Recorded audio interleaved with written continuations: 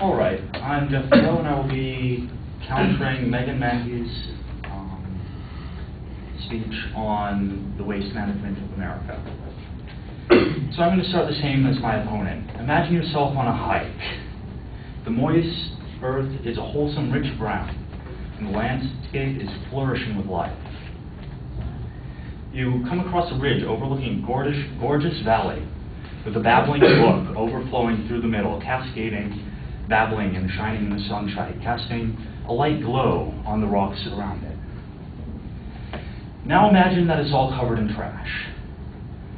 You should all be as appalled as I am, because that's awful. But is it realistic? As my opponent claims, the earth is being filled with trash. However, it's not nearly as bad as she claims.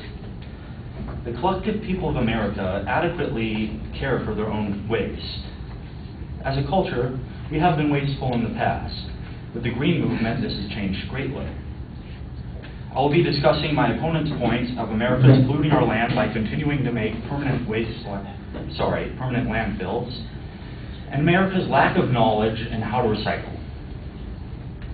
As for my first topic, I'm going to deal with the permanent landfills. As she stated, we do have them, but the numbers point in the opposite conclusion that she derived. According to Zero Waste Management and the EPA, which actually were her sources, there were 8,000 active landfills in 1988 in the whole of the United States. In 2000, this was reduced to 3,061. And in 2006, this was cut nearly in half to 1,576 landfills. My opponent stated that every American throws away 4.4 pounds of garbage a day, yet the number of landfills have been decreasing. The only way this is possible is by massive reuse and recycling of these materials. The other topic that they covered was a lack of knowledge on how to recycle. While I was researching another one of her sources, I came across some interesting figures. According to Oberlin University, 30% of all metal is recycled at least once.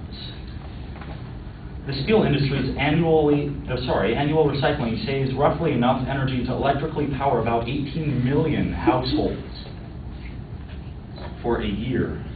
And a ton's worth of steel is recycled, when a ton's worth of steel is recycled, 2,500 pounds of iron ore, 1,000 pounds of coal, and 40 pounds of limestone are preserved.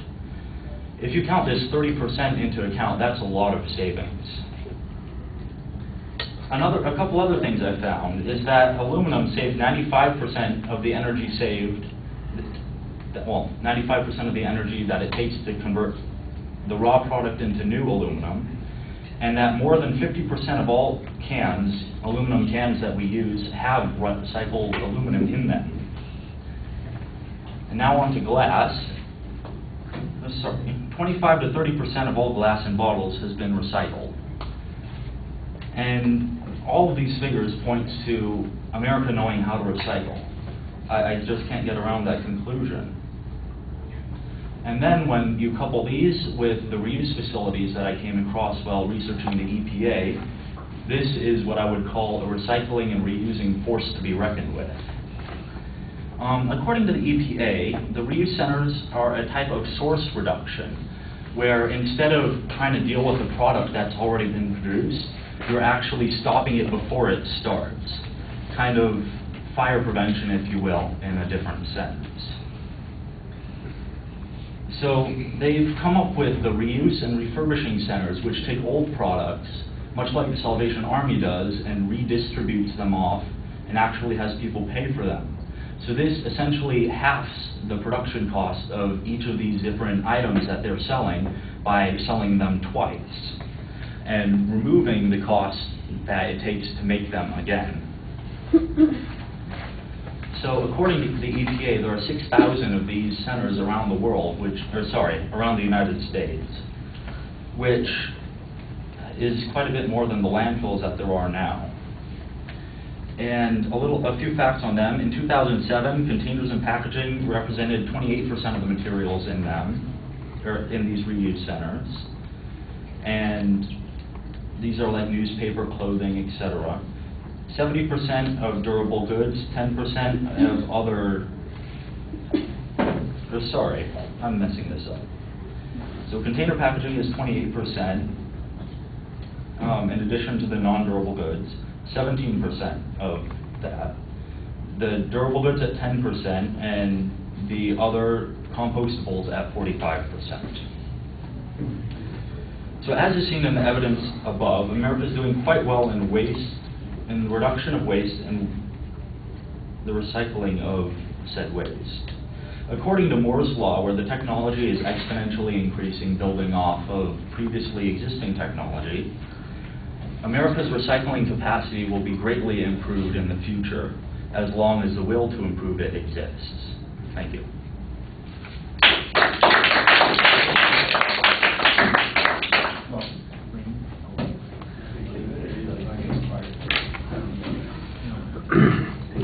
All right, Jeffrey, you don't respond directly to the advocate's evidence and claims, but you do have two pretty solid counterclaims.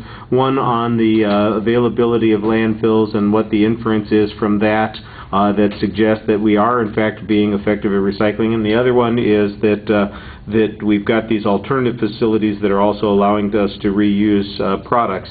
I thought that you had very good information on the amount of material that is being recycled, which seems to undermine the claim that the advocate's presenting. And this is where I think you need a little bit more application and tell us what their claims were and remind us that how this is inconsistent with the claim being presented by the advocate. Also, the reuse facilities, I think you could use a little bit more explanation about how they work, but it sounds like they have largely supplemented or supplanted the landfills that you were talking about before. And again, it does suggest that there is a substantial amount of reuse of this material. Put it in context with what the advocate talked about. Did the advocate present any information about how much waste is going into the landfills or how much extra production is causing these environmental harms? And then we can contrast that to the points that you're talking about. So if there was a little bit more direct use of the advocate's point, I think your responses would be clear, but I know what the general responses are supposed to be implying. All right, thank you.